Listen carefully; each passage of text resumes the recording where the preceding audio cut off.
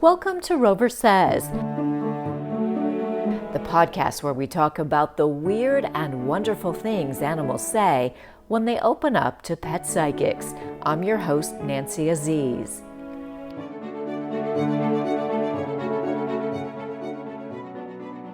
Well, Goldie was in a shed with her 6 little kittens. Leanne, who doesn't want her last name used, has a reputation in her suburb of Toronto, Canada. She's a big-time animal lover, and she's the one you call if you find an animal in need, especially if that animal's a cat. So when a friend found a stray cat that had kittens in a shed belonging to a local business, naturally, she reached out to Leanne. And somebody called and said, "Can you take her?" Leanne tried to catch the mother cat and her kittens, but things weren't going well. The kittens looked young, maybe 4 to 6 weeks old. They were still nursing, and Leanne worried what would happen to them if they had to fend for themselves.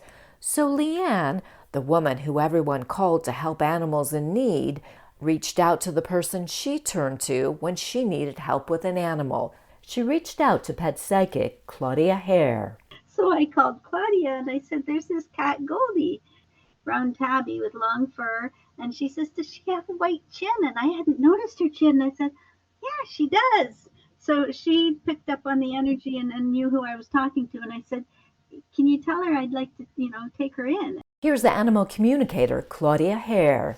And so when we spoke with Goldie now, again, who didn't have a name at that point, Goldie really said she did not want to be separated from her kittens. That was the big thing. That's why she didn't want to be caught, because she knew her kittens would be taken away. And we told her, "Oh no, we're taking your kittens too." So I told Goldie, and Goldie wasn't 100%. So I told Goldie that I know Leanne. I have been talking to her for many years.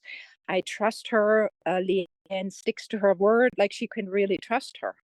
And so that Leanne would keep her with her kittens, like she would keep them together. And that was the big thing. And then she felt so relieved. Goldie felt so relieved. Claudia has helped a lot of animals and people over her nearly 30 years as an animal communicator. Yeah, so I'm an animal communication expert. So basically, I communicate with animals through telepathy, which is also known as the universal language. I however, like to call it a soul language, because I connect with a soul. And so it doesn't matter to me if the soul actually is in physical form or not. So I call it a soul language. And so I connect with the soul and then literally just translate into words for people to hear what the animals have to say. She says part of what she does is education, correcting the things people think they know about animals but are getting just plain wrong, like thinking animals don't have any concept of time. So many times we say to our animal companion, "I'll be right back," or "I'll be back at 5," and then you're delayed. And animals take everything literally. So if you say 5 o'clock and then it's 5:30, they really start to worry, because, same thing. If you with somebody, living with somebody, and this person is late, you're worried. So our animals go through the same thing. How was it that you ended up doing this? Because it sounded like you said you've been doing it your whole life. So it sounds like you had a calling. Talk about that. So basically what happened, I actually grew up in an abusive, my childhood was pretty bad. Both of my parents were alcoholics, and my mother was also mentally abusive. So I literally had to learn to read her thoughts, to read her mind, to know what to do and how to do it. And I didn't know that was actually a telepathic connection. I really didn't know that. And for me, animals were just my best friends. I was very connected to animals. And when I saw an animal, or I heard about an animal, or seeing, even on the street or even on TV, I just knew what was going on with the animal. And when I talked about it, people said I'm crazy. Or my mother even said to me, "Claudia, be quiet or they put you in the loony bin," So, I didn't want to really talk about it. But then, and I couldn't talk to anybody about it because nobody else was doing or hearing what I did, right? And so, a little bit when I was then in my teens, I mean, I heard about actually animal communication, or I saw the movie Dr. Dolittle, and of course wanted to be like him, right?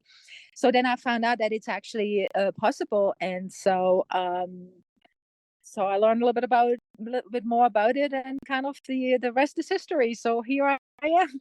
So my childhood literally helped me to do what I'm doing now because I had to develop this telepathic ability. That telepathic ability seemed to help Mama Cat understand that day in June of 2012 when Leanne tried to rescue the mother cat and her kittens. Leanne got out a can of cat food and Mama Cat went right into the crate where Leanne says she began to purr. The kittens didn't seem to get the message because, as it turns out, they actually didn't get the message. And we got 5 out of 6 of the kittens, and then the one little kitten, I had to chase her round and round the shed, and they had wood stacked up along the sides, and she'd go behind, and I finally got her. And I said to Claudia later, this little kitten didn't want to come, and she says, well, it's because we forgot to tell the kittens that they were coming. We only told the mom. So the kittens didn't know what was going on. But eventually, Leanne rounded them all up and brought them home. She already had 5 other cats she'd rescued from other situations, so she gave Mama and her kittens their own room for a while, apart from the other animals. Goldie apparently, she was around 1 year old, and she was apparently an outside cat, but the family moved away and left her there, so that's why she was outside with her kittens. But her kittens were they were all born outside, so they weren't socialized at all. So I kept her in the spare room, and a couple of a lady up the street had her kids come in every day, and for about an hour they'd just sit and play with the kittens to socialize them. And that's how they started out. Eventually they got to come out in the rest of the house. It was nice. They would let me pet them and they would play, but I'd watch them playing with each other and it was hilarious. And then they were nursing from their mom, and I'd see I'd hear triple purrs going, like Goldie was purring and kittens were purring, and it was so nice. And then I remember they used to go into my closets, the walk-in closet and the closet on the other side in my main bedroom, master bedroom, and they go zooming. You could watch them going zooming around one door and around the other and then back out, and then it was just funny. So they were entertaining. Leanne named the kittens Quinn, Willow, Thistle, Micah, Sunny, and Merlot, and she named Mama Cat Goldie. And when I was looking for names for them, I kept calling Goldie Mama Cat. And she says to Claudia, can you tell her, don't call me, you can call me Mama, but don't call me Cat, because I know I'm a cat. She had an attitude, I guess. So I said, okay, I got to find a name. And it was my dad that picked out a name, Goldie, because she has goldish fur in her fur. Like she's a brown tabby, but undertones are gold. So she's Goldie. Leanne had called on Claudia a number of other times over the years when she had questions about her other animals. It reassures me that I'm doing things the right way and that my animals are benefiting from it. Oh, I wish I could do the mental telepathy like Claudia does. My best bet is I talk to them through Claudia usually once a year just to make sure everybody's okay and see what they want. The only other time I talk to them is if they're sick, and I want to see if they can say anything, or if they've had to pass, leave their physical body, and then I talk to Claudia to make sure that they made it to the other side okay, and to make sure they realized that it was because they were sick. Leanne also checks in to find out what her animals want for Christmas. And I come up with all sorts of things, even things like whipped cream or ice cream or toys. One year I asked what color collar they'd all like, so I got all different colors. I had to go run out and find them new collars because they said I'd like this color, not that color. So. But perhaps the biggest gift Leanne gave Goldie and her kittens was keeping her promise. She said she'd keep the family together, and she's done just that.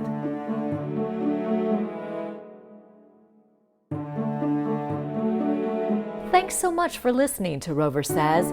If you like the show, please rate it and share so other people who want to know how animals really think can find us. And we'd like to hear from you.